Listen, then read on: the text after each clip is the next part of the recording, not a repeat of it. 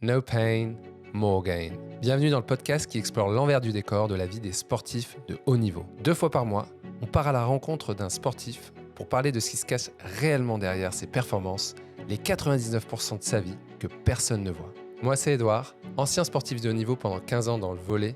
J'ai arrêté ma carrière à 32 ans, après 52 sélections en équipe de France, mais aussi un burn-out, des blessures et des galères financières. Je suis bien placé pour savoir que derrière chaque sportif se cache un homme ou une femme comme vous, avec des hauts et des bas, face à ces challenges du quotidien, de la blessure physique à la pression psychologique.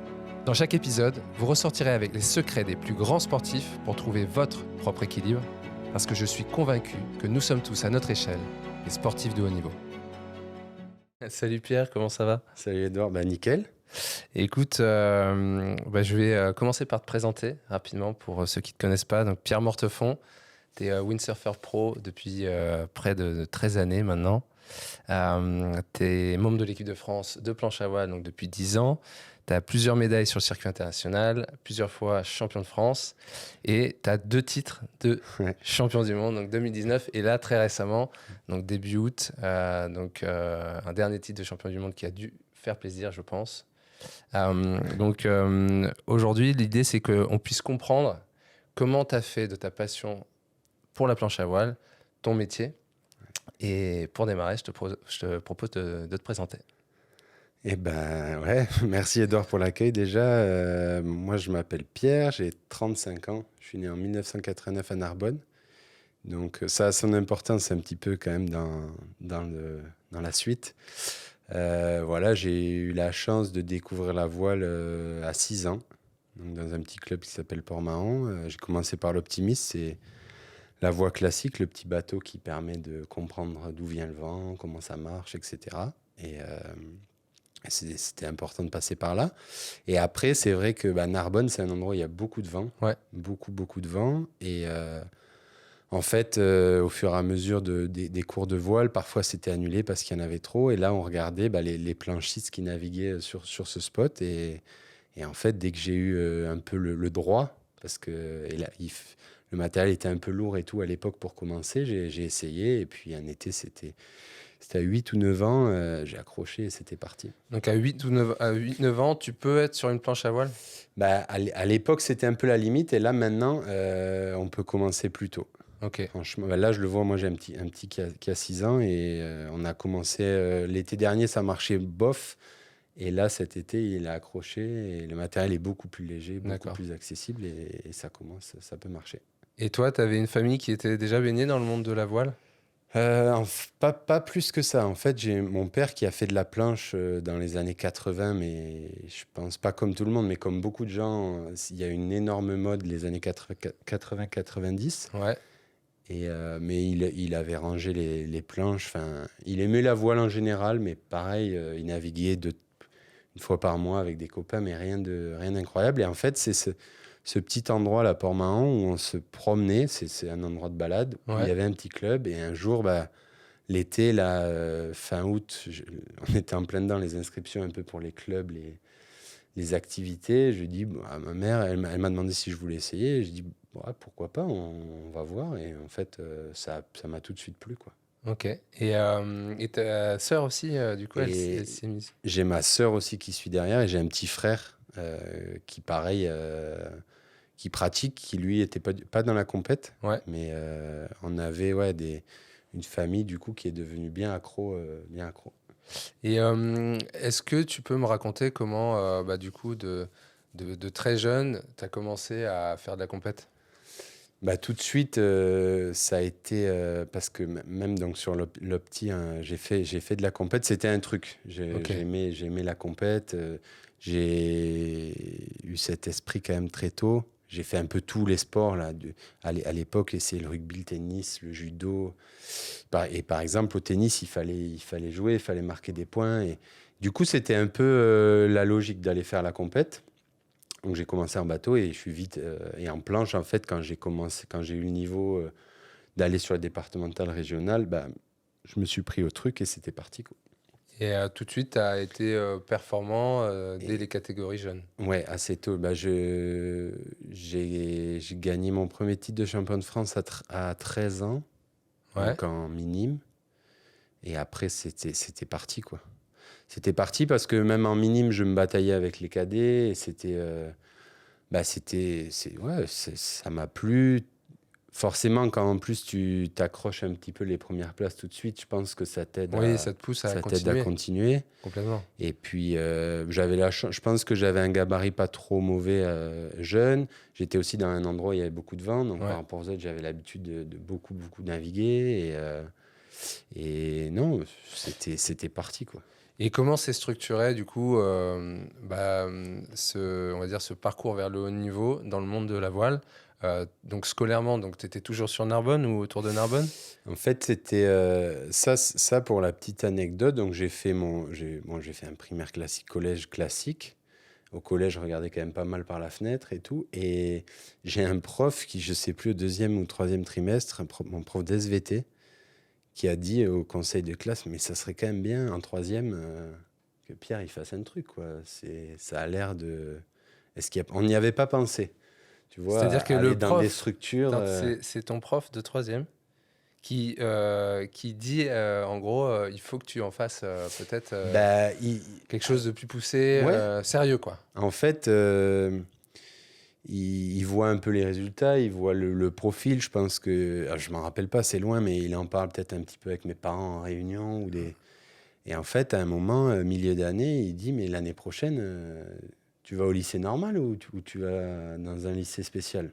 Et là, nous, on s'était dit, mais...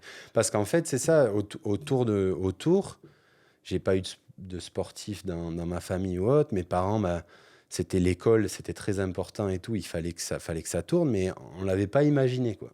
Et là, en fait, on fouille un petit peu et c'est vrai. Et c'était pas loin, puisque c'était ici à Montpellier. Il y avait un pôle qui s'était monté avec Carnon, en collaboration avec Carnon. Et il y avait un sport-études, il avait 2 ans d'existence. Donc c'était tout récent. C'était tout récent.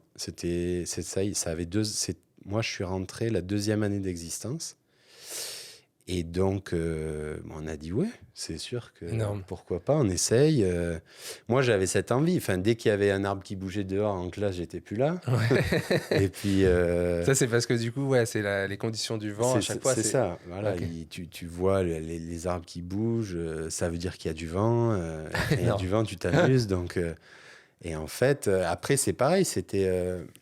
Alors, j'étais déjà parti, entre guillemets, de chez moi, parce que j'habitais à Port-la-Nouvelle, un petit village à 25 minutes de Narbonne, et j'allais tous les jours à Narbonne au collège.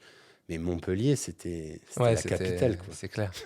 C'était déjà gros, du coup, l'internat, tout ça. Et en fait, je pense que c'est un tournant, parce que ça passe pas de l'amateur au pro, parce que quand tu es au lycée, tu n'es pas pro, mais quand tu commences quand même à avoir une démarche...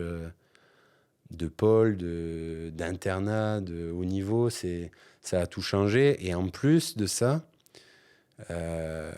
j'ai été tout de suite, pas confronté, mais amené à être avec des plus grands. Ouais. Moi, j'étais en seconde, le plus jeune suivant, il était en terme, et après, il y avait des universitaires. Donc, en fait, j'étais tout de suite dans le grand bain, mais avec des mecs qui avaient eux des objectifs déjà poussés et avancés. Moi, j'arrivais, j'étais le bébé qui découvre le haut niveau, et en fait, eux, ils étaient dedans. Et je pense que ça m'a beaucoup aidé, ça m'a beaucoup tiré. C'est dur au début, parce qu'en plus, j'ai un profil un peu timide, où je ne vais pas forcément vers les autres à la base. Et là, c'était Montpellier, la grande ville, avec des grands, un nouveau style de vie. Mais en fait, ça m'a convenu tout de suite. Et donc là, tu as quel âge? C'est 17 ans? Ouais, c'est ça. Je crois qu'on rentre en seconde à 16. Et donc physiquement, tu es encore en adolescence, en tout cas en fin de croissance. Et ce que j'ai vu, moi, et ce que j'avais pas mal compris dans ce sport, c'est que c'est quand même un sport où physiquement, il faut quand même être très costaud, développer des grosses qualités physiques quand tu vois Antoine Albo, quand tu vois ton gabarit. Est-ce que tu as vu comment ça s'est passé justement cette évolution physique quand tu es arrivé au Krebs? Parce que moi, je me souviens que de la même manière, quand je suis arrivé au Krebs de Montpellier, j'étais tout gringalé. Et puis là, tu as vraiment cette transformation où tu découvres la muscu. Est-ce que tu peux peut-être on est en plein raconter? C'était là où je voulais aller ensuite. Je crois que je rentre en seconde, je fais 58 ou 60 kilos. La rentrée de première, j'en fais 70. La rentrée de terme, j'en fais 80, 82. Donc, en fait, tu découvres la muscu, tu découvres une organisation de tourner quand même autour du sport. Enfin, ta vie, elle tourne. Avant, elle tournait autour du sport, mais c'était plus du loisir. C'était le week-end, c'était le mercredi après-midi. Là, au final, moi, j'ai une scolarité de rêve, entre guillemets, au lycée, je trouve, parce que je me rappelle avoir une grosse journée le lundi. Et après, le mardi, je finissais à 16h. Le mercredi après-midi, j'avais pas cours. Le jeudi, j'avais pas cours. Le jeudi après-midi et le vendredi après-midi, j'avais pas cours. Et tout était dédié à la navigation, à la prépa. Et en fait, tu rentres tout de suite dans une autre dimension. Et je pense que le gabarit, il change avec ça. Moi, j'avais besoin de prendre... Mais ça s'est fait naturellement, en fait. Ouais, d'accord. Et quand tu prends presque 10 kilos par an, oui, c'est le moment où tu te transformes aussi. Et c'était bien. Et donc là, ça y est, tu es arrivé vraiment dans ce nouveau mindset où tu as ce cadre qui devient construit pour de la performance. Comment tu as vu ce passage vers le professionnalisme? Donc, en gros, tes premières années, tes premiers tests un peu dans le circuit pro. Est-ce que tu peux me dire quand ça s'est passé, comment ça s'est passé? Et puis, en parallèle aussi, nous raconter l'aspect scolaire, comment tu l'as géré, parce que je pense que c'est aussi un passage charnière. Ouais. Moi, je sais que voilà, j'ai eu mon bac de justesse, et c'était au moment où je signais mon premier contrat pro. Tu as 18 ans à peine. Tu as ce décalage. Donc, il y a un décalage entre ton évolution d'études et d'où tu en es scolairement et ta vie professionnelle qui prend tout de suite un tournant important, quoi. C'est des années clés, des années charnières. Moi, ce qui est un peu spécial, c'est que depuis le début, même quand on revient plus jeune, 10, 12, 13 ans, il fallait qu'à l'école, ça tourne. C'était un peu la règle pour avoir le droit d'aller naviguer le week-end, d'être tranquille. Il fallait qu'il y ait des bonnes notes. Et ça, c'était vraiment un cadre marquant, quoi. Ouais. Et bon, j'avais des bonnes notes, ça roulait. Au lycée, après, ça a été un peu plus dur parce que le rythme, il est quand même... déjà, c'est plus dur. Ouais. Et puis, le rythme était quand même costaud. Quand tu commences avec tes 3 muscu semaines, plus les entraînements dans la semaine et tout, ça commence... Enfin, c'était un peu plus dur, mais ça tournait. Et en fait, au lycée, avant, là, je parle de professionnalisation, mais j'ai pas dans ma tête que ça va être mon boulot encore. Okay.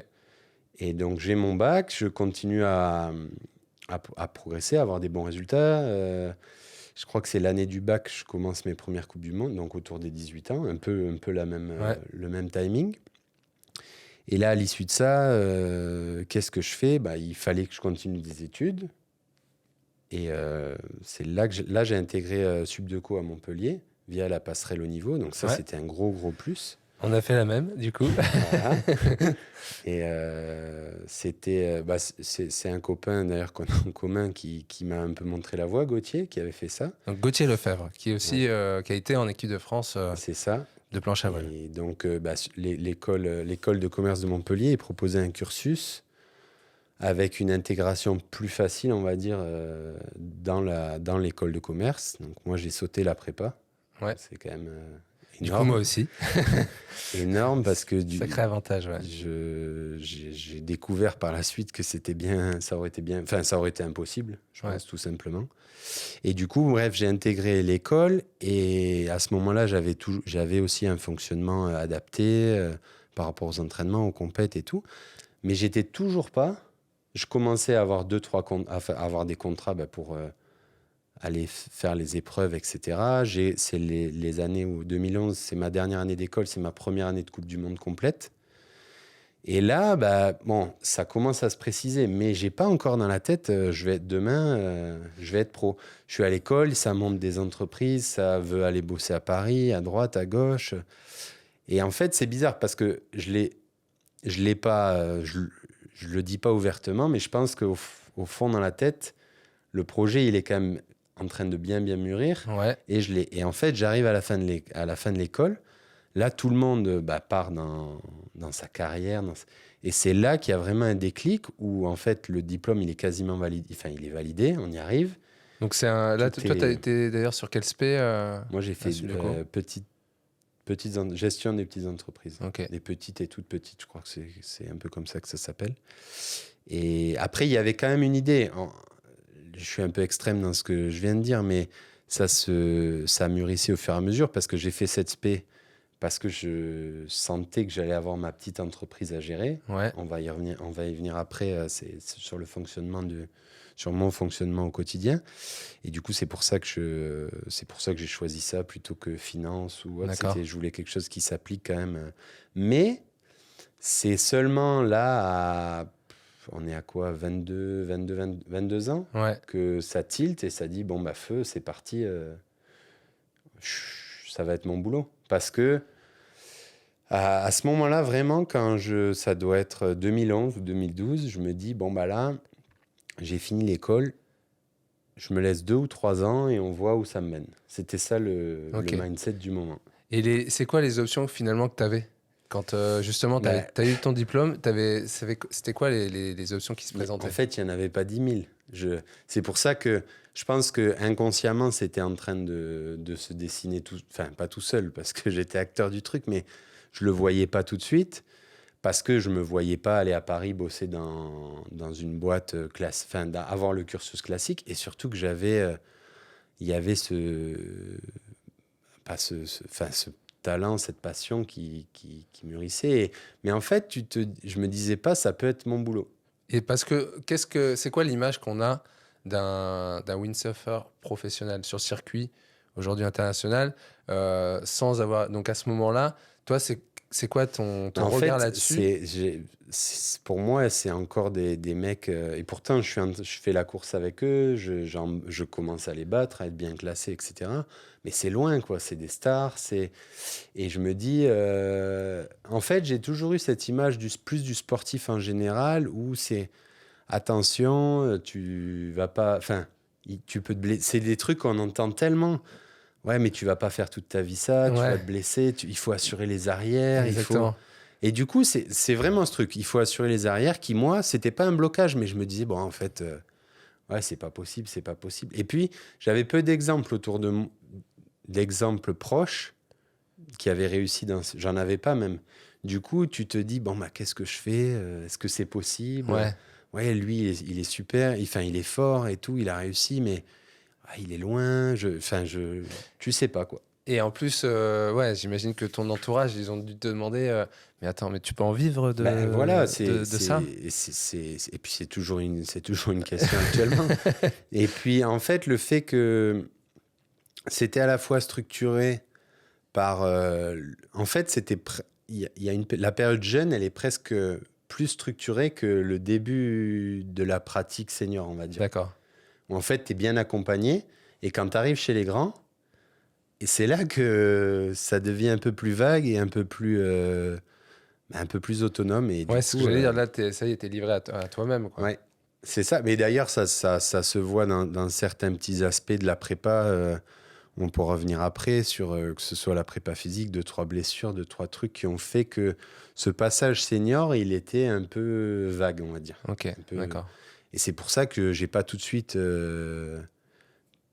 tilté en disant, ouais, voilà, je vais être pro, ça va être mon boulot de 20 à 30 ans. C'était vague. Mais en fait, je pense que c'est un rêve de petit garçon que j'avais aimé depuis 11, 12, 13 ans. Ouais, un jour, je serai pro. Je pense que c'était dans l'inconscient, mais toutes ces paroles, tous ces mots qu'on a autour du sport en général, attention, il faut vraiment assurer les arrières. Sportif, c'est pas un travail. C'était pas vu comme ça. Ouais, d'accord. Et ça l'est devenu. Et on en parlait avant, il y a ma sœur qui fait pareil que moi aujourd'hui. Je pense que j'ai un petit peu ouvert la voie à 2-3 autres jeunes. Ça parle, en fait, en France, on avait des mecs très forts, mais ça parlait pas beaucoup. Je pense que déjà, pour le vivre, t'as pas beaucoup le temps de raconter et de t'occuper des plus jeunes aussi, parce que la vie, elle va à 2000 à l'heure et il y a plein de choses à gérer.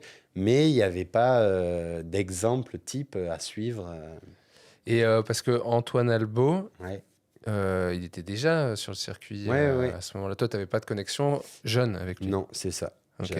Les premières connexions que j'ai eues, c'est sur la course. Sur la course. Bon, tu nous en parleras juste après. Justement, on commence à...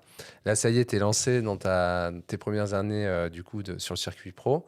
Est-ce que tu peux nous raconter un petit peu ce que c'est une saison déjà, type d'un circuit de planche à voile. Je vais essayer de voir s'il y a des similitudes avec ce que j'ai vécu moi avec les saisons de beach volley. Et puis après, nous raconter jusqu'à tes performances, jusqu'à ton premier titre de champion du monde, où tu as bataillé pendant très longtemps, justement, avec Antoine Albo, qui est plus de 20 fois champion du monde, donc je crois que c'était 25 ou 26. Mais voilà, montrer, en fait, nous expliquer comment t'es arrivé jusque-là. D'abord, donc voilà, qu'est-ce que c'est une saison? Qu'est-ce que ça représente? Avant, juste, je vais revenir sur ce qu'on disait, juste pour conclure, parce qu'en fait, donc le moment où je finis mon école, j'ai décidé d'y aller là, pour 2-3 ans, les résultats, ils explosent. 2013-2014, c'est le premier podium de Coupe du Monde. Hyper intéressant. Donc, dès que tu as switché c'est incroyable. Ouais, c'est ton le jour mode de fini, pensée, le jour où il y a un chapitre qui est terminé pour aller et que je rentre dans l'autre, c'est ça. Je finis autour de 2012, donc ma première année pas complète. Enfin, là où je suis vraiment focus, c'est 2013. Je monte sur mon premier podium sur une étape. Et 2014, je fais sur un podium à l'année. Et en fait, c'est vraiment marquant la différence, moi, que j'ai eue. Tu vois, mon expérience de vie à ce moment-là. Parce qu'en fait, à un moment où j'arrive à me focus, ça fait 10 ans, entre guillemets, presque que je fais du... Pas 10 ans, mais 8 ans que je fais du haut niveau. Mais je suis tout le temps à l'école, assis à ça. Et en fait, le jour où je fais qu'un truc, pouf, ça explose direct. Et c'est hyper... ça fait partie des faits marquants, quoi. Ça, c'est hyper intéressant. Du coup, là, tu parles que, en fait, ton focus, le jour où tu as, en gros, réglé l'histoire des études, parce que c'est un peu ça, moi, c'était pareil, tu as ton diplôme d'école de commerce, tu as ta sécurité, en fait, ce que les autres aussi, l'entourage attendait aussi. Donc, tu valides ça et boum, tu switches et de suite, les performances, elles explosent quasi du jour au lendemain, quoi. Donc, je pense qu'on pourra peut-être y revenir après, mais c'est vraiment un fait, moi, qui m'a marqué. Tu t'en rends pas compte tout de suite, mais en fait, avec les années, tu analyses un peu ça. Et d'ailleurs, c'est pas une source de regret, mais des fois, tu te dis, en fait, si j'avais commencé tout de suite, qu'est-ce que j'aurais fait? Alors, je suis pas du tout dans le regret parce que je pense que toutes les études, etc., elles m'ont permis de gérer la carrière correctement avec autant d'autonomie. Mais peut-être que oui, si à 18 ans, je pars sur le tour, à 20, ça me... Fin. Mais bon. Après, tu peux pas rester sur des si, c'est clair. Et du coup, comment ça se passe une saison Du coup, la saison, en gros, on a des compètes de fin mars à mi-novembre, à peu près, début novembre. Donc, ça fait quand même assez étalé. Sur les meilleures, les années classiques, on va dire, jusqu'au Covid, parce que le Covid nous a mis un bon bazar. Donc 2019, on avait 8 étapes de Coupe du Monde, donc réparties de mars à novembre. Sur tous les hémisphères ou à peu près. Alors, il y a beaucoup en Europe, quand même. Ouais. On a souvent 2 étapes aux Canaries. Après, on avait le Japon, qui revient souvent. On a eu 2019, on a fini en Nouvelle-Calédonie. Là, on devait encore... Bon, c'est la France, mais c'est quand même autre chose. Et après, il y a eu pas mal les Caraïbes aussi. D'accord. J'ai fait un peu d'Amérique du Sud. Mais ça change. Enfin, il y avait un gros socle européen et des antennes un peu à droite à gauche, un peu partout. D'accord. Un peu partout. Moi, j'ai pas tout vu. Il y a encore plein de choses à voir, mais j'ai quand même bien voyagé à droite à gauche. Donc, les compètes, pour revenir à ça, fin mars, mi-novembre. Et après, en fait, ce qui est particulier, c'est que, en gros, décembre, c'est à peu près off. Souvent, je fais un mi-novembre, mi-décembre off et je reprends la prépa un peu avant Noël pour encaisser le choc. Janvier, en général, soit je partais à l'étranger, soit je continue une prépa ici, mais on a un peu la problématique du froid, quand même. Parce que sur l'eau, les mois décembre, janvier, février, c'est dur, il fait froid. Tu vois, il y a une règle un petit peu qui peut-être qui parlera, c'est que chaque 10 km/h de vent, Ouais. tu perds 1 degré en ressenti. Ok, oui. Okay, Donc en fait, ça va vite. Ouais. Quand il fait 10 degrés, que le vent souffle bien, bah, tu es à 4-5. Quoi. Et 4-5, c'est... Moi, j'ai une barrière où en dessous de 10... Alors, tu peux, il y a des mecs au Danemark et tout qui naviguent toute l'année, mais ils sont forts. Moi, c'est un peu 9-10 la barrière, où après, en fait, tu commences à plus sentir les mains, plus sentir les pieds. Ça, on appelle ça l'onglet, là, les doigts, ils gonflent et il n'y a plus de sang. Et c'est un peu la limite. Du coup, c'est des périodes où, en général, je pars. Et vous allez où, du coup ? Pendant longtemps, j'allais dans les Antilles en janvier. Ouais. Et après, là, ça fait 8-9 ans qu'il y a une espèce de centre d'entraînement privé qui est à Tenerife, qui met en place des situations. Alors, c'est particulier parce qu'on retrouve une partie des adversaires de la Coupe du Monde. C'est vraiment privé, il n'y a pas de... tu vas, tu payes ton entraînement et il n'y a pas de démarche. Mais c'est intéressant parce que c'est moins loin que donc, ce que je disais avant les Antilles et autres. Ouais. Il y a quand même beaucoup de vent. En fait, l'idée, c'est de retrouver des conditions de vent sympas avec des bonnes températures. Et moi, ça me fait penser exactement au système de prépa du beach volley où nous, justement, on a ce même souci de la météo où on se retrouve quand même à pouvoir continuer les entraînements, mais en salle, donc dans des salles couvertes, et ça change tout, c'est pas du tout les mêmes conditions.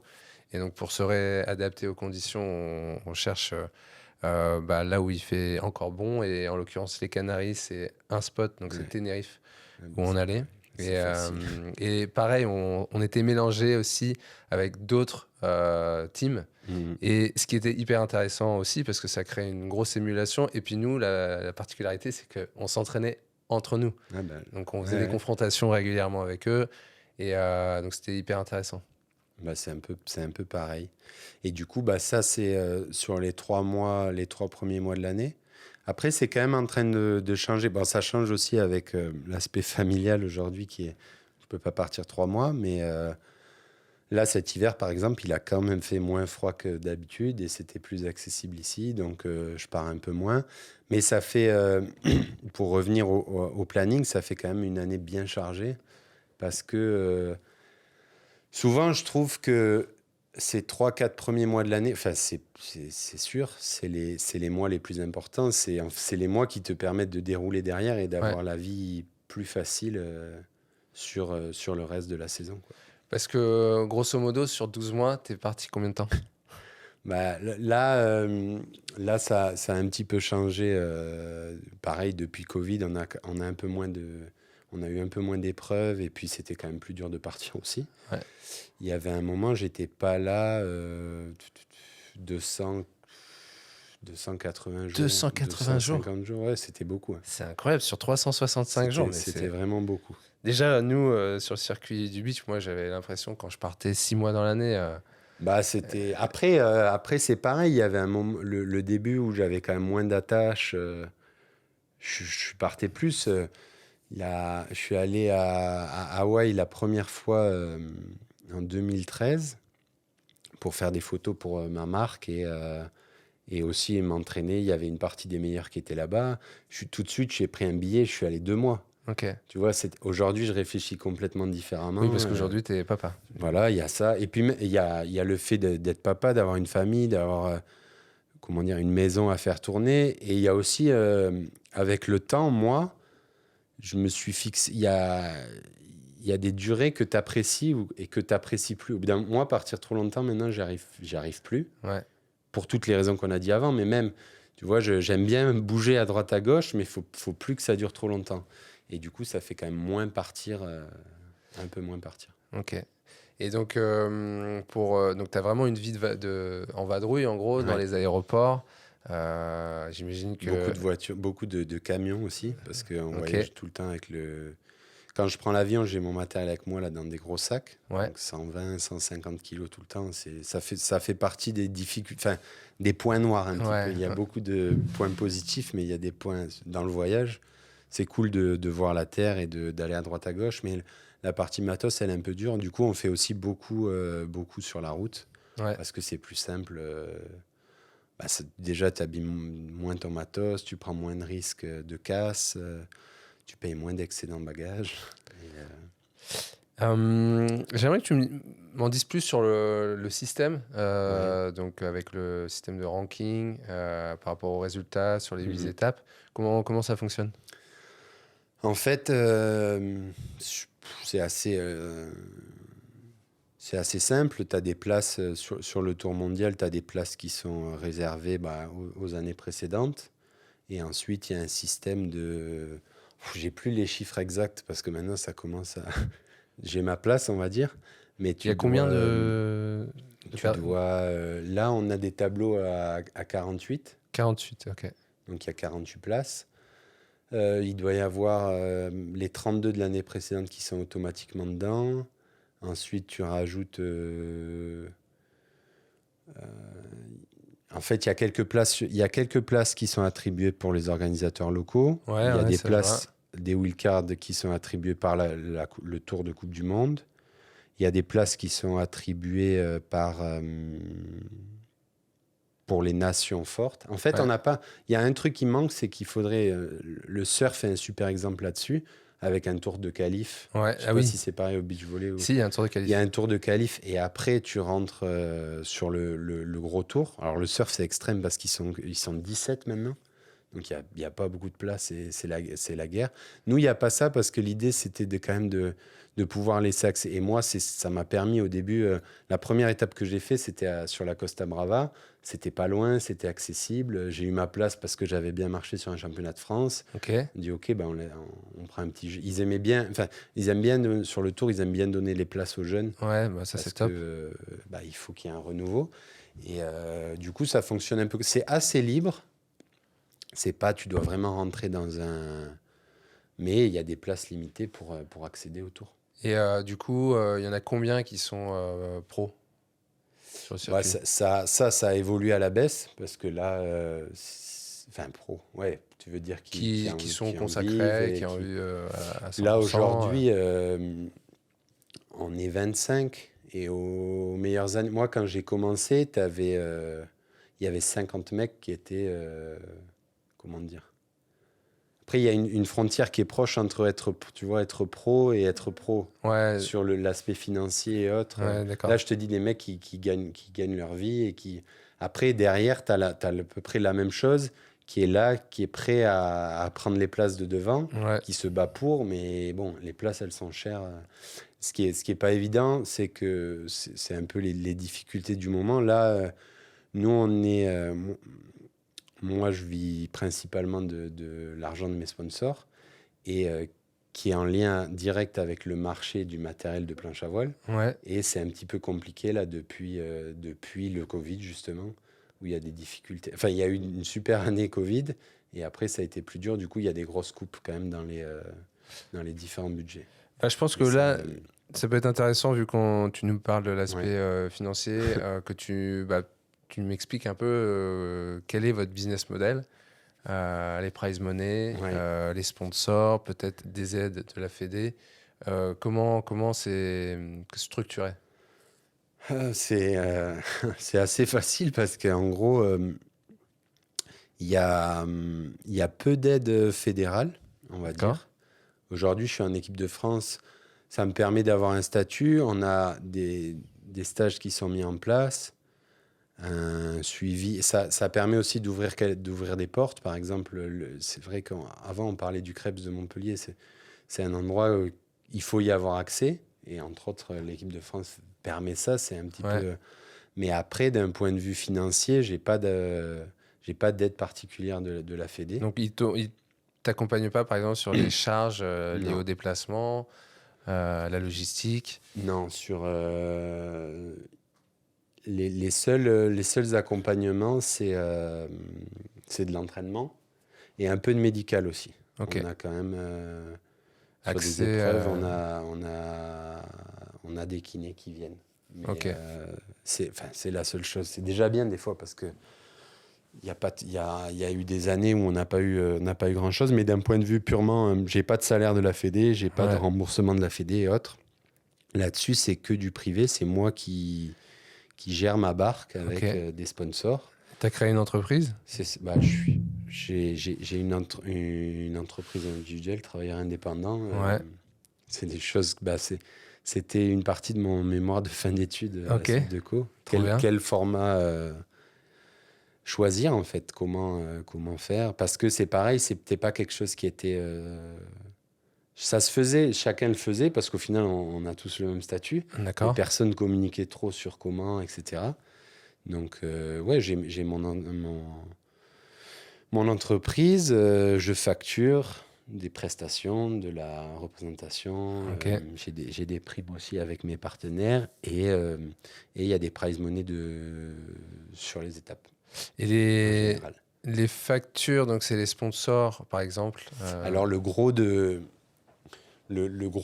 budget, de ce budget-là, c'est les équipementiers, Ok. le fonctionnement principal. Parce que ça, déjà, c'est un coût énorme. Les planches, les Alors, voiles. En fait, comment on fonctionne un petit peu, tu signes avec ces marques de planches, de voiles, d'accessoires, de combis, d'ailerons, de foils, de différents outils que tu vas utiliser. La première chose qu'ils font, c'est qu'ils te mettent à disposition du matériel. Ce qui est déjà énorme. C'est déjà énorme. Donc, ça coûte combien, juste pour savoir? Ça coûte... Là, aujourd'hui, une planche de course, ça vaut 2500, 3000 euros, une voile 1000. Ouais. Et moi, j'en ai... j'ai quasi j'ai au moins 100 000 euros de matos à peu près, Oh. sur du prix public. Donc, Il ne faut pas que je le dise trop fort parce que... Ouais, mais bon, c'est intéressant quand même. Oui, ah oui, non, mais... Donc 100 000 euros de matos. Tu vois, il y a les mailles, il y a plein de choses qui... Tout est à la pointe, en fait. Ouais, bah ouais. Et, parce qu'on reste un sport qui est qui est mécanique, qui est matériel. Des fois, je m'amuse à dire qu'on est, on est des petites Formule 1. Enfin, c'est ça. Bah non, mais On complètement. est des petites Parce que Formule 1. on est- Après, on bricole par rapport à la Formule 1. Il n'y a rien à dire. Mais le fonctionnement, il est pareil, en fait. Il faut que tu aies du bon matos pour pouvoir aller vite. Ouais. Parce que tu peux faire la course avec du matos moins bon, mais forcément, tu pars avec un désavantage. Enfin, ça fait partie de la perf. Mais là-dedans, du coup, ce qui est difficile, c'est qu'il faut arriver à avoir un équipementier qui a du bon matos Ouais. et qui te fournisse un bon contrat aussi. Parce que en plus du matériel, ils vont amener une partie financière qui permet. Moi, j'ai beaucoup fonctionné là-dessus les 10 dernières années. Là, c'est en train de se resserrer. Il faut que c'est un objectif et j'ai pas le choix. Il faut que je trouve des sponsors extra planches parce qu'il y a moins qui viennent du milieu aujourd'hui. Mais en fait, tu es balancé des fois entre avoir un bon contrat et du moins bon matos, et Ouais, il faut d'accord. choisir. Ok, Donc, d'accord. c'est pas toujours évident parce que c'est eux les gros financeurs aujourd'hui. Ça te coûte combien une saison? Alors, on a parlé du matos, donc, Bon, le matos, je le mettrai mais de on côté. le met de côté. Ça coûte à peu près entre 50 et 60 000 à peu près. Donc 50 et 60 000 dans lesquels tu vas mettre tes déplacements en avion, Ouais, les déplacements, tout ce qui est etc., déplacement. les hôtels. Ouais. Il y a quoi? Et ça t'arrive de payer du staff en plus ou pas forcément? Pas forcément, ça c'est une particularité. Enfin, si, j'ai pas de staff. Enfin, j'ai une partie de staff au quotidien, mais j'ai pas tout. J'ai pas d'entraîneur, par exemple, Attitré? attitré défini à l'année. Ok. Mais des fois, oui, tu peux faire appel à des gens à droite, à gauche. Ça a un coût, ça l'a pas forcément d'ailleurs. Des fois, c'est Ouais. un peu de l'arrangement et voilà à peu près ce que ça Donc ça, coûte. c'est 50-60 000 de budget juste pour te permettre d'aller sur le circuit. Mm. Et toi, est-ce que tu arrives du coup à dégager du salaire ou Et en tout cas du là-dessus, financement oui, pour toi oui. vivre? Oui. J'ai eu. Alors là, je dis oui parce qu'on est dans une période un peu charnière. En fait, je me suis fait virer l'année dernière de mes sponsors précédents. Un sponsor qui était 14 ans. un fidèle sponsor Ouais, pendant 14 ans. c'est ceux qui m'ont fait clore et bon, à la fin de l'année dernière, ça s'est fini sèchement. Ouais. Et du coup, ça a été un peu. Ça a été un moment de doute et ça a été un moment de remise en question énorme parce que, en fait, j'avais un bon contrat qui me permettait de payer ses frais et de me sortir, pas un salaire de folie, mais de gagner ma vie à la fin de l'année. Donc on parle de quoi? De 1500, 2000 euros? Ouais, voilà, dans ces eaux-là. Et En ayant payé ma vie complète. Donc, Ouais. Donc- c'est pas des folies. Mais non, mais en tout cas, ça te permet, toi, dans ta tête, d'être serein. Ah oui, oui. Et puis, tu vois, tu es à la maison, tu ramènes de l'argent, Ouais, ta ouais. compagne aussi, c'est équitable. Il y a eu des années mieux que ça, hein. Mais c'était stable. Et là, en fait, fin d'année, je me retrouve sans contrat et ça a été difficile de retrouver un bon deal. Et j'ai pris une grosse claque financière. Et c'est là où... et j'ai aussi j'ai pris le pari de prendre de vraiment miser. Avant, on parlait de ça, l'aspect performance et financier. Tu Ouais. vois la balance. J'ai pris le penchant d'aller vers vers le matériel, la perf, parce que j'étais à un moment où je voulais... toute cette histoire, ça m'a fait un peu me poser sur moi-même et j'avais envie de gagner des courses, de regagner des courses. Et c'était l'essence du truc. Et du coup, j'ai dit, bon, bah, le financier, cette année, on le met un peu de côté. Si tu gagnes des courses, tu gagneras un peu d'argent. On gagne combien sur un circuit? Bah, c'est pareil, ça a pris une claque là. Avant, on gagnait 6 000 € à peu près sur une étape, 6 500 sur une victoire. Sur une victoire. Et là, on est à 3 500, 3 800. Ok. Et toi, du coup, c'est quoi tes meilleures saisons quand tu fais par exemple champion du monde sur la saison? Est-ce que c'est là où tu as gagné le plus de prize money? Oui, oui, oui. C'est à peu près entre 30 et 35. Ouais, c'est ce que j'allais dire. Il y a 8 étapes. Tu vois, ça veut dire que en gagnant, j'ai plus les détails des étapes, hein, mais j'ai gagné 2 étapes. J'ai fait 2 étapes de 3, une mauvaise, où j'ai peut-être rien pris. Ouais. Et ça fait ça au bout, quoi. Ok. Mais Au beach volley, on est à peu près similaires. Alors, je sais pas je pense qu'aujourd'hui, les meilleurs, ils arrivaient, moi à l'époque, c'était en dollars. C'était 150 ou 200 000 dollars par paire, le meilleur. oui. Tu vois, donc, Oui, parce que tu divises en plus. donc tu divises en deux. Donc tu es à 100 000, donc c'est dollars. Et c'était le numéro 1. Ouais. Là, aujourd'hui, nous, avec Youssef Cruz, du coup, le partenaire avec qui j'ai le mieux performé, qui a fait les Jeux de Paris cet été, à l'époque, c'était... J'étais à l'internat. Ouais. Je crois qu'on faisait 30 ou 40 000 € sur nos meilleures saisons quand on était dans le top 15. Chacun, du coup. Donc ça, c'est intéressant et ça te permet quand même de... Bah oui, ça fait quelque chose. Après, c'est pas frustrant parce qu'au final, je l'ai pas connu, mais je le sais parce que c'est un peu la légende dans la planche à voile. Tu entends beaucoup ça. Il y a ces années 90 où c'était apparemment la folie. Ah ouais. Et il y avait des mecs qui roulaient en Ferrari. Enfin, c'était pas le foot, mais ça avait rien à voir, quoi. D'accord. Ils voyageaient en première. Ok. Ils avaient des sponsors, ils avaient des étapes à 200 000 $. Ouais. Ça avait rien à voir. Ok. Et c'est vrai que là-dessus, ça a pris une grosse claque. Après, quand tu l'as pas vécu, Oui, tu l'as pas vécu. C'est juste dommage de pas avoir été à ce moment-là et que le sport, il n'est pas continué à rayonner de la sorte. Après, ce qui est difficile pour la planche, je trouve, c'est que c'est un vieux sport, mine de rien. C'est un des premiers sports extrêmes. Ouais. Et il y en a plein d'autres qui sont venus se greffer par-dessus. C'est ce que j'allais dire, les sports à la mode, parce que là, on est sur ça, qui sortent du lot, à part le surf qui est... Ouais, le surf, c'est au-dessus. Le surf, avant, on parle de prize money. Surf, tu gagnes une étape, tu prends 80, 100 000. Ok. Donc ça n'a rien à voir. Enfin, après, ça n'a rien à voir, en fait. C'est D'accord. c'est une autre dimension. Mais après, c'est pareil. Si tu prends c'est assez lié. Tu prends le marché de la planche à voile et le marché du surf. Je pense que le ratio, il est à peu près le même. Le surf, c'est un sport quand même énorme. Ouais. Où tout le monde peut un peu en faire. C'est un truc un peu il y a une mode, une espèce de lifestyle autour de ça. C'est ça. Qu'il y a eu dans la planche dans ces années 90 et qu'on a perdu, qui s'est divisé en fait parce que aujourd'hui, tu as eu le kitesurf qui est apparu dans les années 2000 et là aujourd'hui, tu as la wing. Je sais pas si ça te parle. Si, j'ai vu. Qui est un mix entre la planche et le kite. Et en fait, ça fait plein de petites divisions. Et tu vois aussi que dans l'outdoor, il y a le vélo qui a explosé. Ouais. Tout ce qui est vélo de descente. C'est des sports que tu peux un peu quand même comparer, je trouve, à la planche ou à... C'est un peu de l'extrême, un peu du lifestyle sur la liberté, sur l'outdoor. Et tous ces sports, en fait, il y en a plein aujourd'hui. Ouais. Tu vois, les sports, je sais pas comment c'était, si le beach est apparu après le volley ou autre, mais c'est des divisions en fait dans des pratiques. Donc forcément, tu coupes un petit peu les gâteaux. Ouais, complètement, je vois, ouais. Et toi, en plus, c'est vrai que là, il y a plein de petites disciplines qui sont arrivées dernièrement. C'est quoi? C'est le foil, c'est la planche qui vole. Qui vole, ouais, tout simplement.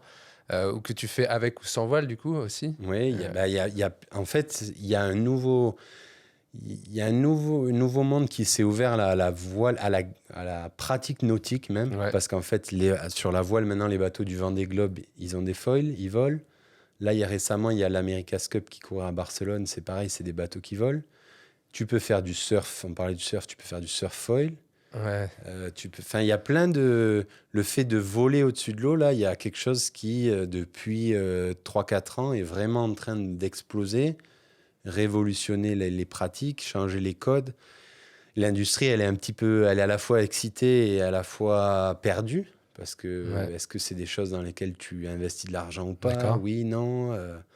Il y a beaucoup de choses qui font que c'est super intéressant, mais c'est pas évident à... Et toi, tu sais tout faire ou pas? Pas tout. Je suis bien touche à tout. Ok. Le kite, la wing, le surf foil, là, c'est le dernier truc, mais c'est pas évident. Ouais. En fait, le foil, ça rajoute de la 3D partout. Ok. Et du coup, c'est marrant parce que c'est des pratiques où tu vois vraiment les plus jeunes avoir des facilités à apprendre tout ça parce qu'ils sont plus jeunes. Tu vois, c'est tout nouveau, c'est difficile à... Enfin, c'est pas difficile à apprendre parce qu'en fait, l'humain, là, aujourd'hui, il est capable de... C'est pareil pour la planche. Le matos qu'il y a eu dans les années 80, 90, 2000, par rapport à ce qu'il y a aujourd'hui, Aujourd'hui, le matos, il est incroyable. C'est facile d'apprendre la planche à voile, c'est facile d'apprendre le kite, c'est facile. On a été capable de développer du super matos qui rend les choses plus accessibles. Et je pense que c'est pareil dans tous les sports un peu technologiques. Les vélos, tu te rends pas compte, mais les vélos d'aujourd'hui, ils doivent être 10 fois mieux que... Le ski aussi. Ouais, carrément. Je pense que les skis des années 2000, tu skis pas que... Non, c'est clair. Enfin, tout le monde sait pas skier. Ouais, c'est clair. Alors qu'aujourd'hui, tout le monde sait skier, plus ou moins. Ouais. J'aimerais qu'on... Non, mais qu'on revienne sur la partie performance. Ouais. Et ça fera le bon lien aussi avec ton titre de champion du monde, tes 2 titres même. Ce que j'aimerais que tu me partages maintenant, c'est toi, qu'est-ce que c'est la performance pour toi? C'est quoi tes recettes à toi, tes routines? Donc, j'aime bien les concentrer autour de 3 axes. Donc, la partie donc mentale, la partie physique et la partie nutrition, alimentation. Même si ça fait partie, ça s'intègre dans les deux. Mais voilà, comment toi, tu as construit ta performance aujourd'hui? Bah, c'est assez vaste, mais c'est clair que comment dire? C'est pas inné, c'est des choses que tu apprends sur le tas. Je trouve que l'expérience dans le sport en général est hyper importante. Tu vois, t'apprends beaucoup de tes erreurs et t'apprends de choses, de choses vécues. Et les 3 aspects que tu as cités, bah, ils sont ultra importants dans la perf. Et sur chacun, moi, je vais prendre un exemple où tu vois au début, je t'ai parlé tout à l'heure du fait d'être jeté un peu dans le grand bain à l'arrivée chez les seniors. Quand je sors de l'encadrement en pôle ici à Montpellier, que je me retrouve, je commence le début là, du haut niveau, je me dis, oh, ben, je vais me faire ma prépa physique tout seul. J'ai cette expérience de pôle, etc. Bah, ça va pas louper, 2 ans de blessure. Donc, je me fais une grosse entorse cheville, je me casse le pied. Alors, est-ce que c'est lié, pas lié? J'en sais rien, mais je pense que c'est lié. Et du coup, à partir de là, bah, je reprends un fonctionnement avec un préparateur physique qui est toujours le même, là, Romaric, depuis le début, où on met des choses en place, où on se découvre. Lui commence sa carrière aussi avec moi, on apprend l'un de l'autre et on découvre des choses. Ça marche, ça marche pas. Et du coup, bah, petit à petit, tu valides des choses, tu n'en valides pas d'autres et tu mets en place des calendriers. Tu es en mode test Bah, après, pourquoi, par exemple, à la base, j'avais travaillé avec Romaric, c'était que c'était un planchiste aussi. Donc, on a coupé, on a effacé plein de choses qui ne marchaient pas forcément. On s'est souvent assez bien trouvé sur ce qu'il fallait faire. Mais tu vois, sur la prépa, aujourd'hui, pour aller un peu plus vite, je sais que j'ai besoin de ma grosse prépa hivernale pour faire tout le travail de fond. Ouais. Parce que ça, de toute façon, tu peux pas passer à côté. En plus de ça, là, depuis quelques années, justement, l'arrivée du foil demande un gabarit un peu plus lourd et tout. Donc, j'ai eu des prises de masse qui se font à peu près sur la période hivernale, là où c'est plus facile. Aujourd'hui, tu pèses combien quand tu es en poids de forme? 98. Ouf, ah oui. Ouais. Alors, c'est plus et le but, c'est d'aller à 100. C'est plus les 70 kilos. Non. jeune. Et là-dessus, d'ailleurs, il y a une grosse thématique depuis 2 ans qui est pas évidente. Hein. Le poids, je pensais que ça serait plus facile de gagner du poids et de maintenir un poids élevé. Et en fait, Alors, je vais pas dire que c'est plus compliqué que maigrir, ou tout aussi, mais c'est pas facile. Ok. Parce qu'en fait, là on mélange un peu les trois aspects, mais c'est intéressant. Tu te rends compte que la prise de masse, elle est liée à plein de choses. Elle est liée à la nutrition, et elle est liée à la préparation physique aussi. C'est là où tu prends le plus de poids. Mais à côté de ça, tu rajoutes une activité extérieure qui est plutôt longue, la planche, où tu consommes énormément de calories. Et en fait, l'équation, elle n'est pas très bonne. Enfin, elle est difficile. C'est pas qu'elle n'est pas bonne, elle est difficile à la résoudre parce que, tu vois, j'ai des exemples de mecs qui se sont dit, allez, là, il faut que je prenne 6 kilos. Pendant 4 mois, j'arrête la planche. Ouais, c'est ce que j'allais te dire. Voilà, tu les prends direct. Enfin, tu arrives à les prendre, tes 6 kilos. Mais tu dois complètement te réinventer quand tu retournes sur ta planche au bout de 4 mois parce que tu fais 6 kilos de plus. Tu n'as pas navigué depuis 4 mois. Moi, je n'étais pas partisan de ce schéma-là. Je dis, on continue et on prend le poids. Mais sauf que là, tu vois, on a pris 500 grammes. On a pris 1 kilo. Là, tu vois, j'ai eu une étape aux Canaries fin juillet. Donc, il y a en gros une semaine de course, une semaine d'entraînement sur place à peu près. On est à 13 jours sur l'eau. Je reviens, j'ai perdu 3,5 kg. Tu passes combien de temps sur l'eau d'ailleurs quand tu sors en général? Alors, les entraînements, c'est entre 1h30 et 3h. Ok. Et après, les journées de course, c'est assez long parce qu'en fait, on a des tableaux d'élimination où tu avances, mais tu peux commencer à 10h et finir à 17h avec des pauses. Mais c'est vraiment on-off, tu vois. Et les pauses, d'ailleurs, quand vous êtes sur l'eau, vous êtes en bateau, sur la mer, sur le côté? Sur l'eau, enfin, les pauses, elles se font au bord. Ok, au bord. Elles se font au bord. Parce qu'il y a forcément des breaks sur l'eau, des fois, quand il y a un problème de parcours, le vent qui a changé, etc. Mais les grosses pauses, elles se font au bord. D'accord. Là où tu te réalimentes, tu bois, tu recharges, tu changes ton matos. Il y a beaucoup de ça. Et du coup, pour revenir à la partie physique, nutrition et pratique, là-dessus, tu vois, on a un dossier sur la performance en elle-même qui est hyper important parce que comment prendre ce poids sans perdre l'aspect technique, c'est vrai, ça c'est une question du moment où c'est pas simple, quoi. Et là, en fait, aujourd'hui, toi, tu as trouvé un peu ton équilibre par rapport à ça? Je m'évade un peu, mais c'est vrai qu'on a en gros une grosse période de prépa sur l'hiver qui est couplée avec les déplacements, là où c'est pas toujours facile parce qu'il y a des parties où en déplacement, tu peux bien t'entraîner et il y a d'autres endroits où c'est pas super adapté, où tu fais pas le même travail que tu ferais aussi ici. Moi, j'ai des routines où le Crêpes à Montpellier, la salle, elle est incroyable. Ouais. C'est dur de retrouver la même chose ailleurs. Donc, tu t'habitues un petit peu au luxe. Et après, je sais que pour préparer une épreuve, il me faut à peu près 3 semaines, 1 mois où on a... Parce que, en fait, ce qui est dur avec les déplacements, le partir-revenir, c'est qu'à chaque fois, il faut relancer un petit peu la bête. Ouais.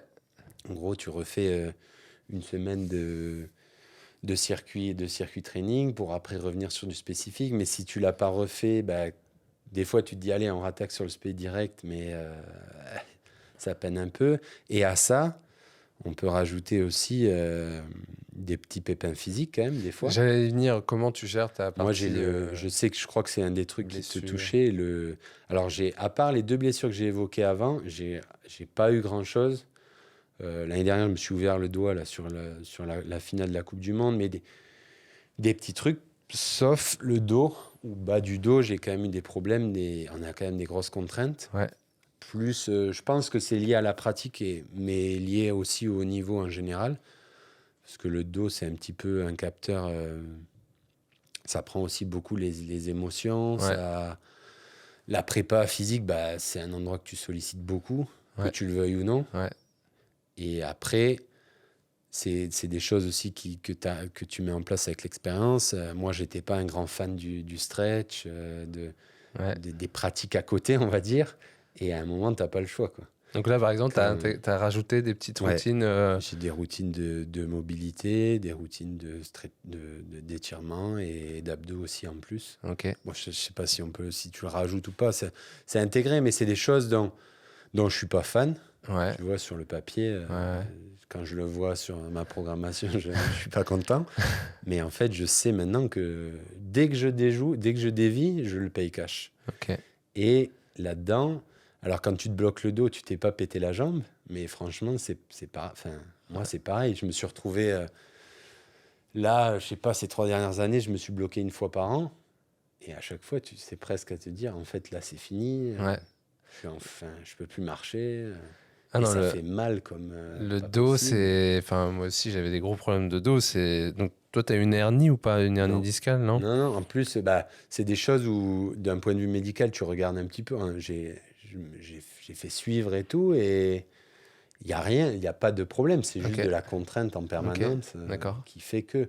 Et je pense, et ça, c'est un truc que tu comprends un peu plus en vieillissant, et même aujourd'hui avec la vie de papa et autres, les émotions du quotidien, en tout cas chez moi, elles ont des effets immédiats.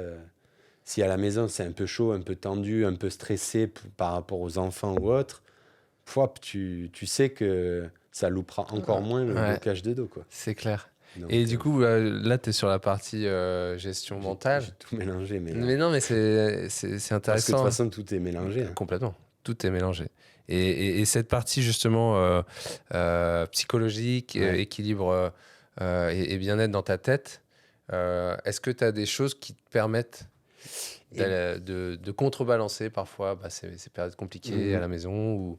Là-dessus, j'ai toujours été, on va dire, à peu près stable, plus jeune. Enfin, au début, j'en avais pas le besoin. Je trouvais, tu vois, que j'arrivais à bien gérer mes années, mes saisons, mes compètes.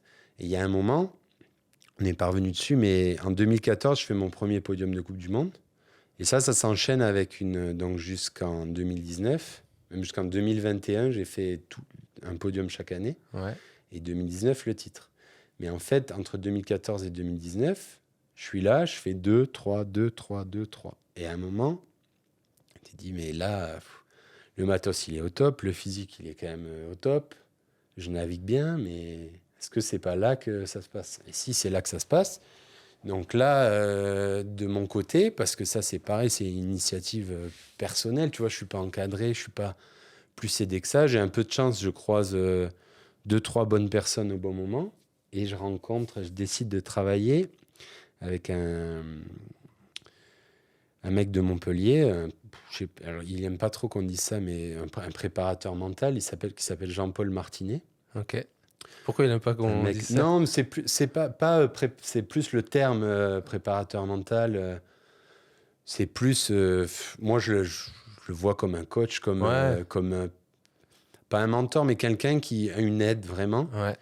Et là, le dernier contact que j'ai avec lui, il s'occupait des deux Lebrun pour Paris. Donc et en fait, là, je suis rentré dans une autre dimension parce qu'en fait, il y a un mec qui m'a parlé de trucs qui ont été très puissants pour moi, tu vois. Des petites choses très simples. Et d'ailleurs, L'idée, c'était d'apporter des choses simples et de bâtir quelque chose où, en fait, tu puisses bosser en autonomie. Parce qu'aujourd'hui, on ne travaille plus ensemble. Si j'ai besoin, j'appelle, c'est le SAV, il appelle ça le SAV. Il n'y a aucun problème. Mais en fait, j'en ai pas le besoin parce qu'on a réussi à bosser pendant un peu plus de 2 ans ensemble, à faire une boîte à outils et à avoir des choses. Tu as un exemple d'outil? Euh, D'outils, il y a... Bon, par exemple, c'est tout bête, mais pour dormir le soir, compter, avoir des positions, des souvenirs, plein de choses. Je pense maintenant, quand ça va pas, je pense beaucoup aussi à la maison, en fait. Là, j'ai mon petit Léon qui suit, ça y est, il suit à fond les courses.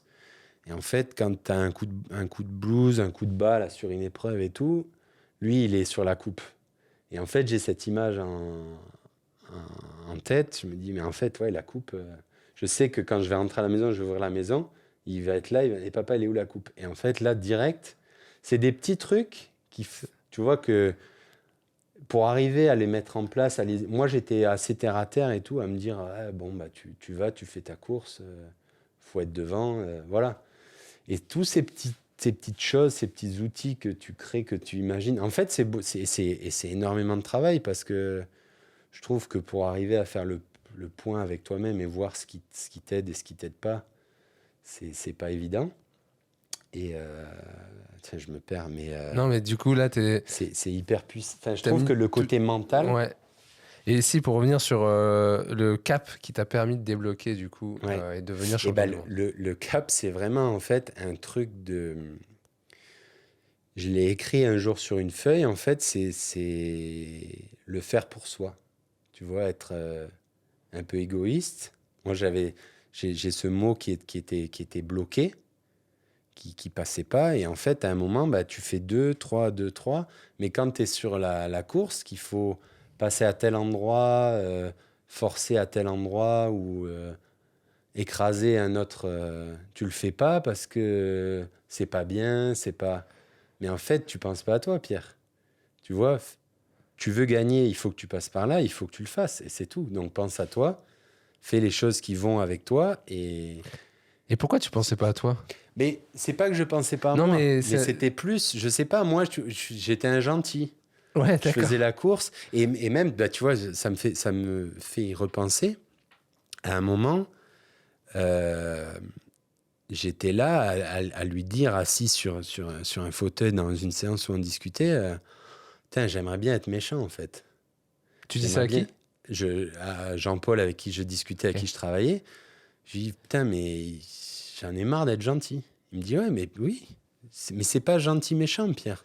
C'est juste, fais ce que tu veux et fais-le pour ce que tu veux. Tu veux gagner. Donc, si c'est pas être gentil méchant, c'est fais ce que tu dois faire pour gagner, c'est tout. Et tu vois, c'est assez abstrait parce que je pense que le mental, c'est abstrait, mais c'était ultra puissant. Et j'avais aussi des soucis des fois, surtout quand j'ai eu... parce qu'il m'a accompagné à cheval sur la naissance de mon premier. Et là, en fait, tu te dis... Et aujourd'hui, c'est encore un truc au quotidien qui tourne dans ma tête. Quand tu as des enfants, tu perds du temps d'entraînement. Ok. Enfin, je pense que enfin, tu perds de la fraîcheur physique quand même, tu perds... de la fraîcheur mentale. Tu dors peut-être moins tu bien. Dors moins, ça Ouais. prend. Oui, c'est vrai. Et en fait, je suis fasciné par le fait que... Donc, on a bossé avec lui là-dessus. Et ça apporte tellement à côté que je trouve que ça gomme toute cette perte. D'accord. Elle est gommée. Mais là, il y avait un espèce de process d'acceptation en face. J'avais un peu du mal, tu vois. Je me disais, bon, bah, c'est super. D'un côté, la partie, le pilier famille, il va être renforcé. Mais j'espère que c'est pas en dépit de mes performances, tu vois, sur l'eau. Je vais moins bien dormir, je vais moins bien ci, je vais moins bien ça. Et ce qui est marrant, c'est que l'année après sa naissance, je gagne le titre. Donc, tu vois, c'est plein de contre-vérités. Ouais. C'est plein de paradoxes, du coup. Ouais. Énorme. où tu te dis... Et aujourd'hui encore, là, on a eu la semaine de la rentrée, c'était dur de se remettre dedans pour tout le monde. Et tu te dis, mais en fait, là, les autres, ils sont en train de naviguer, les autres, ils sont en train de faire ça, l'autre, il est... En plus, aujourd'hui, mine de rien, ça, j'avais du mal, c'est quelque chose en mental où j'ai beaucoup bossé. Tu vois beaucoup avec les réseaux sociaux, ce que tout le monde fait. Ouais. Tes adversaires et autres. Et c'est facile de mentir, c'est facile de raconter sa vie et de montrer que tu t'entraînes beaucoup ou pas beaucoup. Et donc, tu es facilement, là, aujourd'hui, je fais la rentrée de mes enfants avec les deux. Les autres, ils sont à l'entraînement depuis 2 heures. Et après, à l'inverse, j'arrive là sur les Coupes du Monde cet été, je suis relax parce que des fois, j'ai l'impression de partir en vacances quand je vais en compète parce que tu sors de ton quotidien, tu t'occupes que de toi. Je suis un petit ado et la vie, elle est plus facile. Et il y a cette force à la maison qui est en plus. Ouais.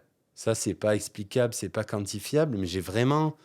D'ailleurs, tu le vois un peu dans les résultats où c'est pareil. Donc j'ai une petite fille qui a 1 an et demi.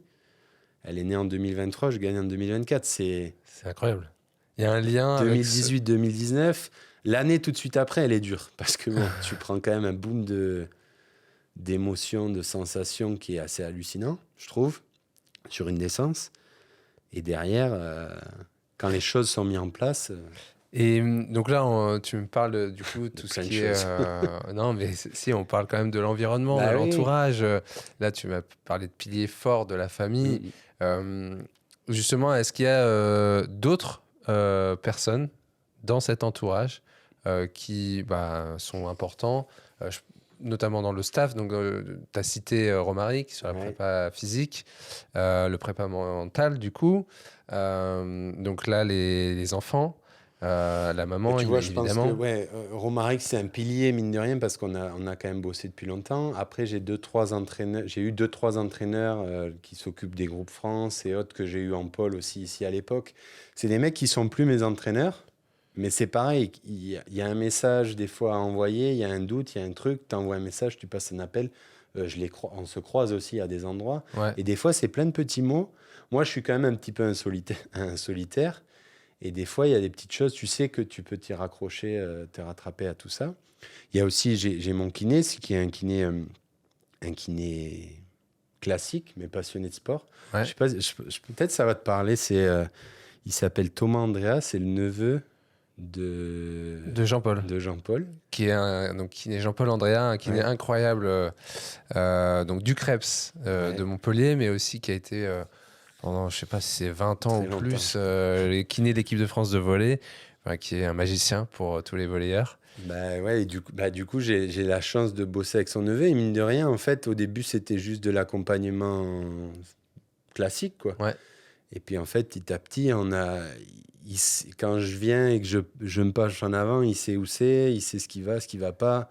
Et en fait, du fait aussi que ça soit un passionné de sport en général, tu poses des choses. C'est pas un psy, mais tu vois, t'es couché quand même sur la banquette. C'est marrant la relation qu'un sportif va avoir avec son kiné.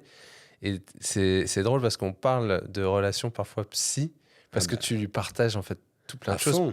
À fond. Et tu vois, ça m'arrive de passer dans d'autres mains, comme tu pourrais discuter avec d'autres personnes allant chez le psy. Et je suis pas à l'aise, mais il y a toujours un moment de... Déjà, est-ce qu'il va trouver le problème aussi vite ? Et est-ce qu'il va pas faire un truc qui va pas avec moi, alors que l'autre, il me connaît tellement bien. C'est ça. Et donc, c'est assez important, je trouve. Complètement. Et tu vois, je voulais juste... Ça fait partie des personnes importantes. Et après, la personne importante, c'est la compagne à la maison. Ah oui. Parce que là, en fait, elle a un rôle... elle a un rôle de compagne, elle a un rôle de maman, elle a un rôle presque de manager sur certains points. Elle bosse ? Elle bosse aussi, ouais. D'accord. Elle travaille dans la banque. En plus, il y a cet aspect-là aussi, tu vois, qui n'est pas toujours facile à gérer parce que tu es avec quelqu'un qui te soutient au quotidien, qui a aussi une carrière pro. Et aujourd'hui, en plus, les femmes, aujourd'hui, quand même, ont tendance à pouvoir avoir des meilleures carrières qu'avant. Et elle la met un petit peu, entre guillemets, pour la tienne. Parce que quand je ne suis pas là 3 semaines, il faut bien que quelqu'un s'occupe des enfants. Et forcément, le travail est un peu plus dur. Et à côté de ça, Donc j'ai dit quoi? J'ai dit manager. Des fois, on regarde tout ce qui est compta, on le fait ensemble. Donc, on va Enfin, dire secrétaire administrative, c'est incroyable. juridique. Et puis ça reste ta chérie, quoi. Et Donc ouais. il faut quand même pas oublier ça. Parce que je pense que... Et en fait, là, le pilier, c'est le plus important. Ouais. Parce que tu pars... Enfin, il y a dans les moments... dans les beaux moments, c'est facile d'être tout seul. Et encore, hein, c'est mieux de le partager avec d'autres. Mais quand c'est dur... là, j'ai eu un épisode cet hiver où je me suis quand même dit... à un moment, heureusement que tu as construit tout ça à côté, quoi. Que tu as ta femme et tes 2 enfants, parce que sinon, à la planche, elle t'a donné beaucoup, mais là, elle te donne rien en ce moment. Donc, Et c'est quoi bien ton d'avoir meilleur... la côté. Du coup, c'est quoi ton meilleur souvenir? Bah, le meilleur... c'est presque dommage parce qu'on n'était pas ensemble, mais je sais que quand je gagnais en 2019, je passe la ligne, j'arrive sur la plage, on célèbre, il y a les photos et tout, et j'arrive à attraper mon téléphone et à l'appeler. Et en fait, je pense que pendant 1 minute, on ne dit rien. Moi, je suis en Calédonie, on est tous les deux à pleurer, mais en fait, j'y suis arrivé, mais elle y est arrivée, on y est arrivé. Ouais. C'est même pas j'y suis, tu vois, c'est presque... Moi, je suis content pour... Et là, encore, il se repasse la même chose cet été. C'est qu'en fait, t'es content, je suis content pour moi, j'ai réussi l'objectif, mais les émotions autour... Et à ça, tu rajoutes maintenant les petits. Alors, Juliette, la dernière, elle comprend pas tout, mais Léon le grand, il fait partie du truc. Et là, ça décuple les émotions et ça décuple l'importance de cette personne dans le staff au quotidien, quoi. Parce que je pense que c'est la personne qui te soutient le plus. Et tu vois, je sais pas... on parle de petits sports. Je pense que le beach et la planche, c'était comparable. Je ne sais pas ce que, par exemple, si la compagne de Djokovic, elle a autant d'effets sur le jeu de Djokovic dans un match. Ça, c'est une vraie question. Ça... Ou autre, tu vois. Parce que on est tellement dans des pratiques autonomes. Enfin, moi, c'est tellement autonome, tellement centré sur je gère tout, on gère tout avec cette équipe que c'est hyper, hyper important. Le nombre de casquettes de cette personne l'accompagne, c'est incroyable. Si demain ça s'arrête, waouh, c'est compliqué, je pense. Je sais pas. Non, mais en tout cas, moi, je te rejoins à 10 000%. Ça a été toujours un pilier très, très fort dans les bons moments pour célébrer un peu ces victoires, mais aussi les moments les plus difficiles. Du coup, ça me fait rebondir sur c'est quoi ton moment le plus dur que tu as traversé? Là, je pense que c'est assez récent. C'était fin novembre, début décembre. Qu'en fait, j'arrive, pour le résumer rapidement, j'arrive à terme de 2 ans de contrat avec mon équipementier. Et en fait, en général, sur cette période de fin novembre, début décembre, tu as un appel où un échange, une réunion où tu rediscutes des années suivantes, du contrat, tu valides ou pas les choses. Et en fait, ça fait 14 ans que je suis avec la même marque. Donc pour moi, je sais qu'il y a des petites difficultés financières, mais bon, on va négocier une baisse. Mais on va négocier une baisse, quoi. Ouais. Et là, j'expose mon année, je raconte un peu mon année. J'ai 3 interlocuteurs en face, plus ou moins gradés, on va dire, dans la compagnie. Et en fait, au bout de 5 minutes, ils me coupent. Ils me disent, bon, voilà, Pierre, on a décidé que c'était fini. Voilà, merci, au revoir. Et là, je venais de faire l'année dernière, j'ai fait 4e du tour. Pas l'objectif, mais présent. Il y avait le matos était entre deux. Et là, tu fais waouh, d'accord. Donc, je fais quand même partie des leaders. Je venais de leur exposer en plus une année quand même assez complète sur d'autres aspects que la performance. Et en fait, il y a plusieurs choses qui m'ont éteint. C'est le fait que cette réunion soit hyper courte. Tu vois, quand tu clôtures 14 ans en 5 minutes, pour moi, c'était ultra violent. Le fait que ça s'arrête, c'est pareil, tu arrêtes une grosse histoire. C'est les mecs qui sont venus me chercher, qui m'ont fait grandir, qui m'ont fait gagner. Et là, tu coupes l'arbre. Et en plus de ça, la période, le fait... Et derrière, l'incertitude, parce qu'en fait, on se retrouve à une période où normalement, tu finalises ton contrat le 1er décembre, on va dire. Donc là, tu vas chercher d'autres sponsors, t'as rien derrière pour te baser, c'est trop tard.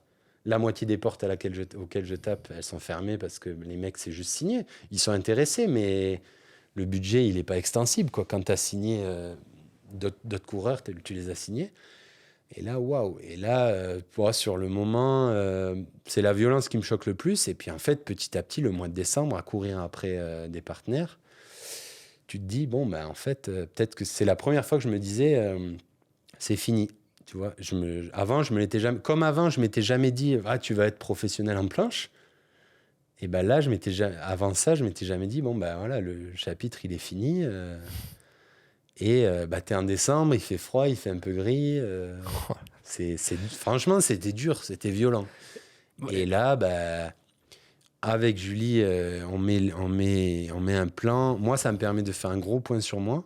Je l'ai cité avant, mais tu vois, je commence à avoir 2-3 offres avec du matériel. Parce que là, il y a des gens... C'est pareil. D'un côté, tu as des portes qui sont fermées. D'un autre côté, tu as des gens qui se disent « Waouh, on y va là. C'est l'opportunité de notre marque d'aller chercher... mais le matos, c'est pas au point. » Et c'est là où moi, ça m'a permis de faire un point, me dire « Qu'est-ce que tu veux ?» Voilà, ça fait 13 ans de carrière. Est-ce que tu veux arrêter ? Est-ce que tu veux continuer ? Et pourquoi tu veux continuer ? Tu vois, tu as 2 enfants, ta femme, son quotidien, il est chargé. Donc, il ne faut pas faire les choses pour rien non plus. Tu ne vas pas aller courir sans argent. Tu ne vas pas aller courir pour faire 30e. Et de là, tu cries, tu penses, tu réfléchis, tu pleures. Et tu te dis, bon, voilà, je veux ça, je veux ça, je veux ça. Et à la fin, on arrive à un process où je re-signe un contrat avec mes sponsors actuels le 2 février. Donc, tu as 2 mois de... C'est à la fois immense et à la fois petit. Tu as 2 mois de natation. Tu sais pas trop où tu vas. Mais je me suis toujours accroché en me disant... Le jour où je me suis dit, c'est pas fini. Donc, tu vois, déjà, j'avais coché une case en me disant, je veux pas arrêter, je veux continuer. Hop, ça m'amène à je veux continuer pour gagner. Pour gagner, il faut plutôt ce matériel ou ce matériel-là. Déjà, en fait, tu vois, je faisais des croix. Et ça me faisait du bien. Et à côté de ça, je me disais, prends un maximum de temps. J'allais chercher Léon à l'école tous les jours. Je l'amenais tous les jours. Des choses hyper simples, tu vois, mais qui profitent de ce que tu as. Tu es à la maison, tu n'as pas de sponsor, tu ne peux pas t'entraîner. Fais ce que... J'ai remis un coup de prépa physique. Mais ça, c'était plus pour la tête, tu vois, pour l'équilibre, on va dire. Ouais. Où là, j'y allais et je me faisais mal, je transpirais pour évacuer tout ça. Et au bout du process, tu signes un contrat avec 2 nouvelles marques hyper motivées, avec du bon matos. Et là, je me dis 2 objectifs forts en me disant, cette année, je vais être champion du monde d'aileron et champion du monde dans le foil. Et voilà, l'analyse, elle était très structurée. Je l'avais au fond de moi et le premier objectif, il a été validé. Et tu vois, c'est plein de choses où je trouve que...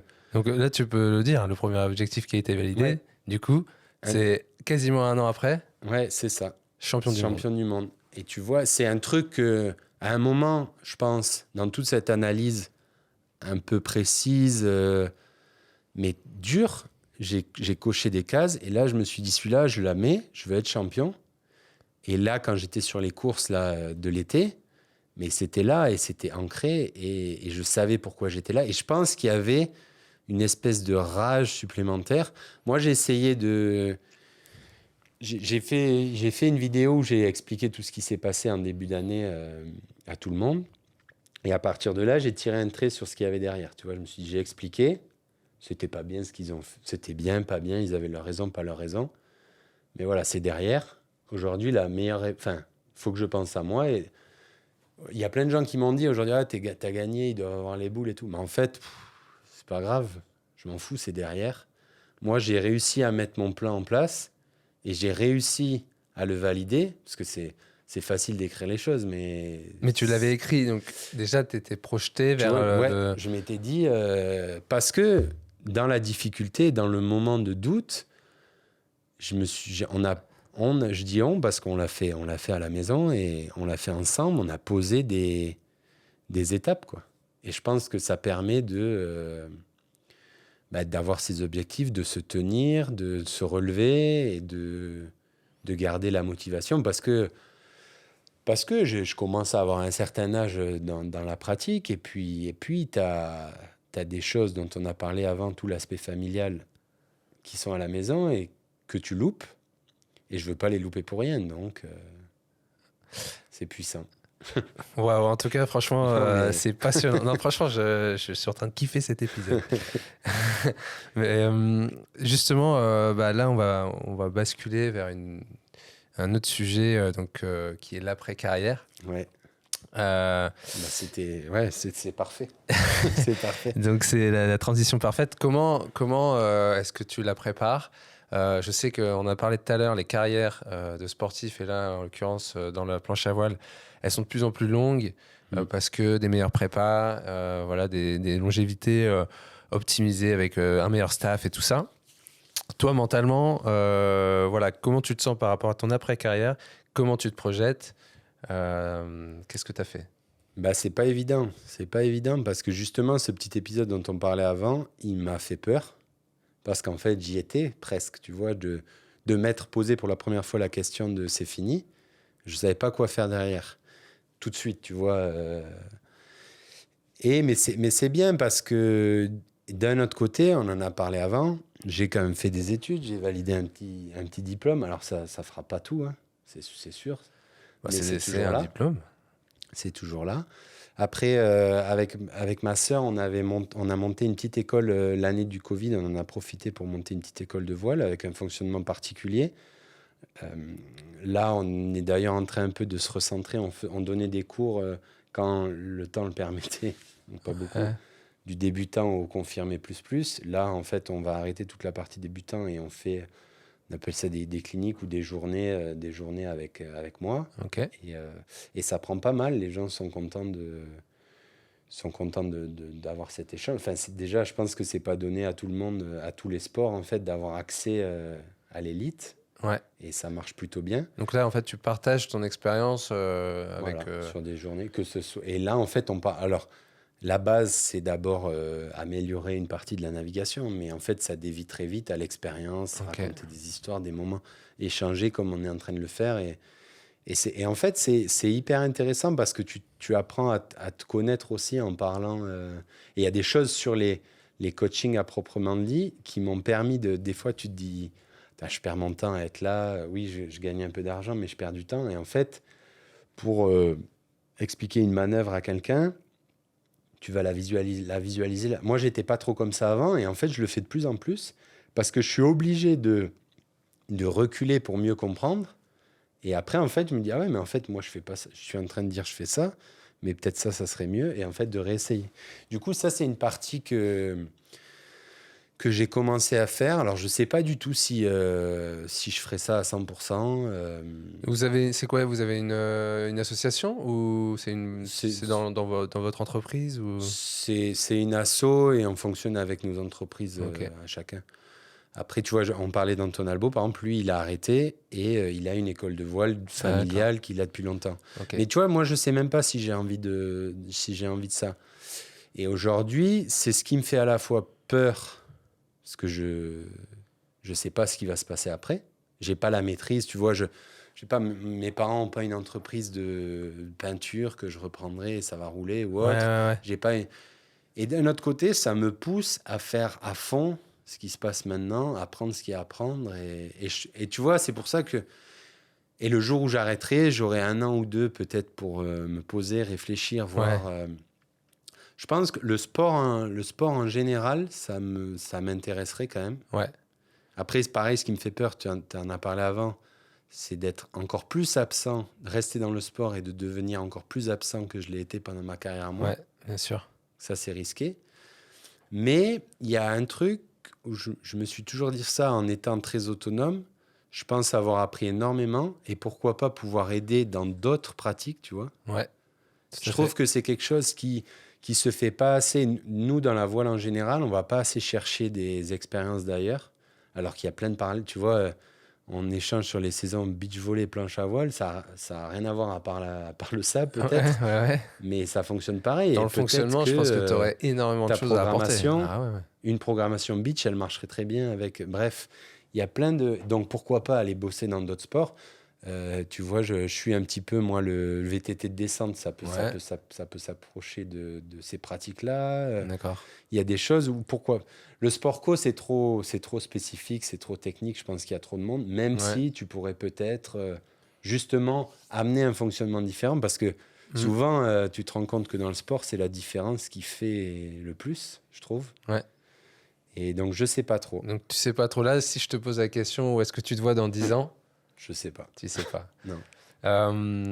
Après, tu vois, c'est sûr que ça me fait penser juste à un truc, c'est que j'aurais aimé, dans ma carrière de sportif, avoir les moyens d'un gros sport. Ouais. Tu vois, d'un tennisman, d'un footballeur ou autre, pour évoluer dans un milieu où les mecs, ils reviennent plus vite de blessures, ils s'occupent de rien. Ils mettent même pas leur basket. Enfin, si, ils mettent leur basket et c'est tout. Ils s'occupent pas de leur sac, de leur billet. Mais à l'inverse, tu es d'accord pour dire que tout ce que tu as fait là, c'est incroyable. Sans ces moyens que peuvent avoir d'autres sports. Et tu apprends énormément. Et c'est une expérience. Et je pense que, tu vois, c'est là où je suis pas si inquiet que ça. C'est que derrière, j'y arriverai, quoi. Ouais. Je pense que l'après-carrière... Après, je le vois, tu vois, des fois... Personnellement, je me dis que ça sera la deuxième mi-temps et j'espère qu'elle sera aussi belle que la première. Et en fait, je la veux. Des fois, tu te dis, bon, bah, en fait, de toute façon, ça ne sera pas possible, mais j'aurai une retraite cool. Mais mon sport ne me le permettra pas. Ouais. Donc, en fait, autant que la deuxième mi-temps, elle soit au moins aussi intense. Ou peut-être, à l'inverse, laisser la place à la compagne qui a donné tant pour qu'elle elle fasse sa mi-temps. Ouais. Et toi, t'occuper un peu plus. Et si tu as du coup une bucket list pro, perso, que là, tu as envie de cocher pour l'après, ce serait quoi? Il y a un truc que je veux continuer à faire, en tout cas, c'est que depuis qu'on a les enfants, on a réussi à voyager ensemble. Ouais. J'ai fait quelques voyages sympas avec les petits. Et ça, c'est un truc que je veux continuer à faire. Continuer à voyager. Des endroits... il y a une année, j'ai fait un peu... C'est mon triangle d'or. J'ai fait Hawaï, l'île Maurice, Nouvelle-Calédonie. Pas mal. Si je peux le faire avec eux. Ouais. Ça, c'est un truc que je coche. Après, visiter plein d'endroits sur la planète. Parce que j'y ai goûté. En fait, c'est un truc auquel j'ai goûté, donc je ne veux pas arrêter. Ouais. Et après, non, avoir le plaisir, l'envie de faire ce que tu fais au quotidien, quoi. Et donc, finalement... Mais comment, tu vois, je ne sais pas où je serai dans 10 ans, Mais ce qui est intéressant pour revenir sur la passion que tu as eue pour la planche, retrouver une même passion pour une autre activité, ou en tout cas retrouver ce même feeling. Ouais, ah oui, la passion pour quelque chose. Tu vois, que ça soit...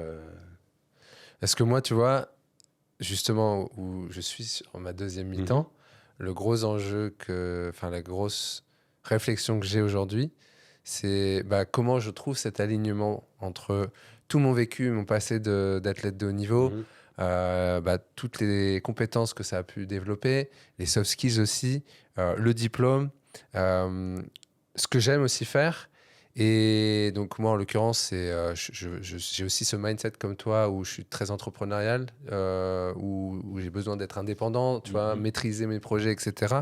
Et comment trouver la combinaison idéale entre ce plaisir, ce côté financier et ce que je suis capable, moi, d'apporter.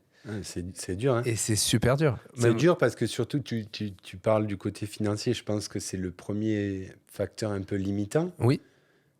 Et le mix... et c'est ça, arriver à trouver la balance, je trouve, plaisir-finance, avec le reste qui va autour. Si tu arrives à faire... En fait, dans la bucket list, je veux juste pouvoir faire ce que j'ai envie de faire. Ouais. C'est tout. Alors, j'ai pas besoin d'être milliardaire, hein. Non, mais il faudra, entre autres, gagner un peu d'argent pour continuer à avoir des plaisirs. Très clair. On arrive sur les questions de la fin. Donc, des questions où... bah là, c'est des nouvelles questions que je pose sur la conclusion. Donc, si tu as 3 mots pour résumer ta carrière, est-ce que tu arriverais à en citer 3? Autonomie, Ouais, motivation, je pense, parce que ouais, il en faut. Et ça va. Et je dirais chemin en fait, parce que c'est un long chemin. Tout ça, c'est un long chemin ouais, qui pas a mal. été fait tout seul. Enfin, tout seul. Ouais, ouais, Je ne non, veux pas oublier de ce dont on a parlé avant, mais c'est quand même, pas très accompagné. Et ça s'est fait avec la motivation. Parce que le jour où. Enfin, s'il n'y a pas la motive qu'il y a eu, je pense qu'il ne peut pas y avoir le même chemin. donc, J'ai essayé de ouais, mixer. non, c'est top. Donc, autonomie, motivation, chemin. Chemin, parce que tu vois, c'est un mot un peu banal, mais je trouve que c'est un truc que je me dis des fois, surtout quand c'est dur un peu. C'est ce que je me suis dit avec la rentrée, là. Je me suis dit, il faut être un peu résilient, là, laisse passer l'orage, tu baisses un peu la tête, et puis à un moment, et c'est ce qui s'est passé mon hiver dernier, où ça a été dur, mais en Ouais, fait, en faisant les bonnes choses, sans trop se lamenter, sans trop. Mais faut quand même accepter. En fait, il faut accepter la difficulté, je trouve, des ouais, fois. Et un jour, elle passe. ouais. Et quand elle passe, il fait beau. Génial. 3 mots pour définir ta deuxième mi-temps. C'est pas facile. Bah, ça va être contradictoire, mais je vais dire peur. Ok. Parce que j'aime bien maîtriser, tu vois.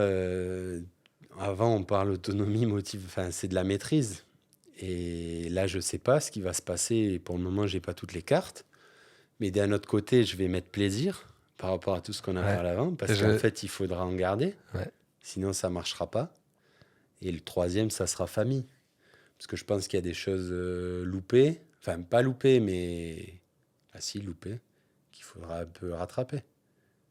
Mais pas loupées dans le mauvais sens, tu vois, je veux dire. Ouais, ouais. Donc, ça serait mon troisième. Ça sera un pilier. Enfin, il restera celui-là. Et parmi tous ces mots, si tu dois en garder un seul.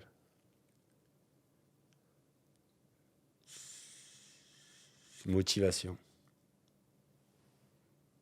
Top. Parce qu'au quotidien, en fait, c'est pas la motivation qui fait que, mais je suis toujours quelqu'un, quand je fais un truc, je le fais pas si j'ai pas l'envie, si Ouais, j'ai ouais. pas. Et du coup, j'y mets tout ce qu'il faut. T'es à 300%. Ouais. Ouais, c'est ça la motivation. Y a des personnes qui t'inspirent? Moi, je suis un grand fan de sport en général. Tu vois, je suis un peu tout. Je suis un grand fan sur la motivation de Nadal. Ouais. Quand le mec, il peut arrêter, là. Il est blessé, il a mal partout et il sait ce qu'il aime. Et il voulait revenir pour les Jeux, il a fait tout ce qu'il fallait pour le... Je trouve qu'en termes de motivation, c'est une grosse source de motive. Mais plein de sportifs comme ça. J'adore Martin Fourcade aussi. Ouais. Je trouve que c'est le champion assez simple, mais qui a bossé comme un... Enfin, c'est un sport... tous les sports, tu bosses comme un fou, mais le biathlon, je pense que c'est très, très extrême. Antoine Dupont, très discret. Tu vois, Ouais. des fois, j'ai ce côté-là un petit peu... Je vais pas forcément toujours aller vers les gens, beaucoup parler et autres. Et je trouve que c'est un mec qui parle pas, mais par contre, il agit, quoi. C'est clair. Il agit et... Ah, il dégage une... c'est marrant, au côté humain. Il y a très- Ouais. beaucoup d'humilité, beaucoup de... Voilà, il fait ce qu'il fait là où là où il est le meilleur, et je trouve, enfin, très puissant. Qu'est-ce que tu as envie de dire à toutes les personnes, justement, qui ont une passion, mais qui osent pas passer le cap? Donc, pour te citer les domaines, ça peut être du sport, de la comédie, l'artisanat, de la danse, de la politique, peu importe leur passion, mais ils osent pas à un moment donné, le transformer en professionnel? Bah, il faut. C'est pas facile, hein. Je pense que c'est une question que tout le monde s'est posée peut-être un jour, quel que soit son talent, sa passion, mais il faut arriver à. Faut oser.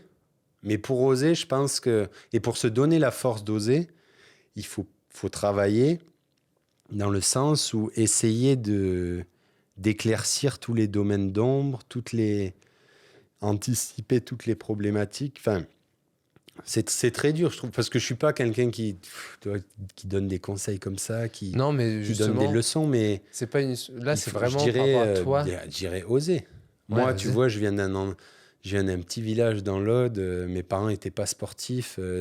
Dans un sport où tu fais pas forcément, où c'est pas évident de faire carrière, et ben, je l'ai fait. Il n'y a pas grand-chose mis à part peut-être l'endroit où j'ai grandi, qui a fait que j'en suis là aujourd'hui. Donc tout est possible. Et tu vois.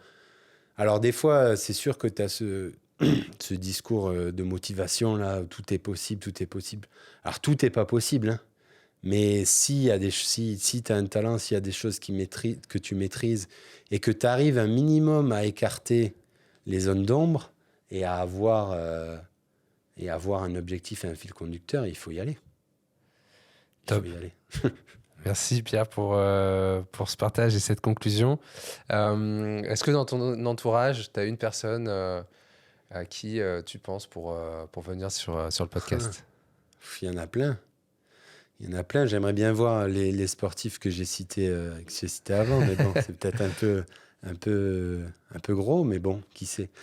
Après, je pense à un mec que j'ai rencontré depuis... Tu peux en citer plusieurs, hein, s'il faut. Ouais, mais là tu vois, j'ai rencontré un gars il y a 1 an au Krebs. Il s'appelle Mehdi Degbash. Il fait du paracanoë. Ok. Donc, j'ai pas toute l'histoire, mais c'est un mec que je fréquente presque au quotidien puisqu'il fait sa prépa physique au Krebs. C'est un gars qui a eu un accident il y a 2 ou 3 ans, qui a perdu ses jambes et qui était rugbyman pro et qui s'est réinventé en fait via le canoë. Et en fait, au quotidien, j'en ai un petit peu les frissons. Il m'impressionne. Il m'impressionne parce qu'il est à la salle, il a tout le temps la banane. Il a tout le temps la connerie. Et en fait, c'est une source de motivation, quoi. Quand tu te dis, ouais, c'est dur, bah ouais, lui, c'est encore plus dur. Okay. Et franchement, c'est un déconneur et je me dis que ça pourrait marcher. Ouais. Eh ben écoute, merci, je note et je manquerai pas de l'appeler.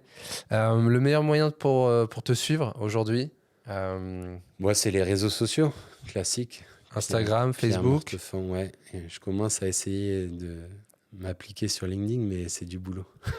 Ok, donc sur les réseaux, si on veut t'envoyer un message, on n'hésite pas. Allez. Et je réponds dans la mesure du possible, mais je réponds toujours. Bah, franchement, merci Pierre pour tout ce partage, c'était super inspirant. Moi, ça me motive encore plus de continuer. Donc, merci encore. Et puis, merci Edouard pour l'accueil. Je pense que je suis passé après quelques mecs et nanas très costauds. Donc, j'en suis fier. C'est quoi ton prochain rendez-vous là important? Dans 15 jours, le 23, là, je pars en Allemagne pour une étape de Coupe du Monde de foil cette fois. Et force pour cette étape-là. Merci. Ciao Pierre. Ciao. C'est la fin de cet épisode. Si vous êtes arrivé jusqu'ici, c'est qu'il y a certainement des clés de performance que vous allez pouvoir mettre en pratique dès maintenant. Pour aller plus loin, j'ai 3 options. Option numéro 1, retrouvez-moi sur LinkedIn pour me faire part de votre retour sur l'épisode. Je serai ravi de répondre à toutes vos questions. Option numéro 2, j'ai créé Sport & Green. Notre mission, c'est de transformer votre quotidien grâce à l'alimentation. Que vous soyez un particulier ou une entreprise, on est là pour vous aider à faire de l'alimentation votre levier de croissance numéro 1. Pour plus d'infos, rendez-vous sur notre site sportandgreen.com. Enfin, option numéro 3, partagez ce podcast à un maximum de personnes autour de vous afin de transformer les mindsets et de les aider à les guider vers de meilleurs résultats. Merci encore pour votre écoute. Je vous donne rendez-vous dans le prochain épisode. No pain, more gain. Ah, et j'ai oublié, mettez 5 étoiles sur toutes les plateformes d'écoute. Ça aidera le podcast à avoir encore plus d'impact.